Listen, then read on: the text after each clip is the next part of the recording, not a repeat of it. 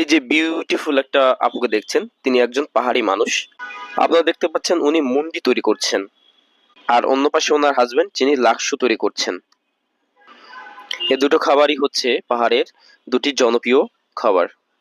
এনারা ভাবলেন যে সমতলের মানুষগুলো এই খাবারগুলো খেতে পায় না এবং তাদের যথেষ্ট ধারণা নেই, এই জন্য হাজবেন্ড ওয়াইফ মিলে ভাবলেন যে আমরা একটা ব্যবসা শুরু করতে পারি, এবং সেটা একেবারেই শহরের প্রাণকেন্দ্রে।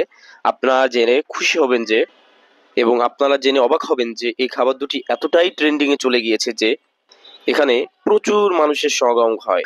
আপনারা জানেন সংসদের সামনে এমনিতেই অনেক ফুডকার্ট হয় সন্ধ্যায়, এবং বিকেলবেলা অনেক মানুষের সমাগম হয়।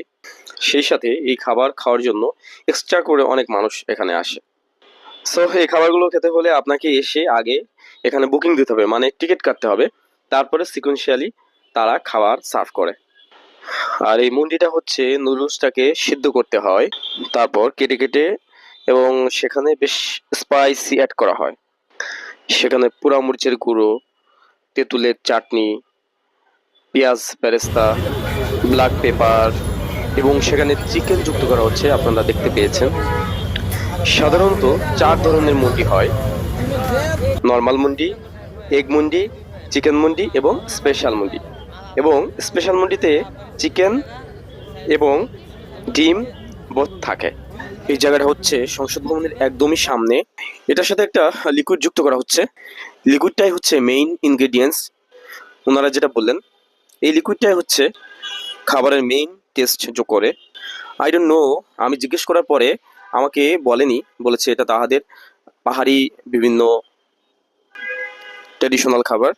সো এটা গোপনই থাক। এছাড়া আপনি বাকি সবকিছু চোখের সামনে দেখতে পাচ্ছেন, এতে আপনার কিউরিসিটি বেড়ে যেতে পারে। যাই হোক, আপনারা চাইলে খেতে যেতে পারেন।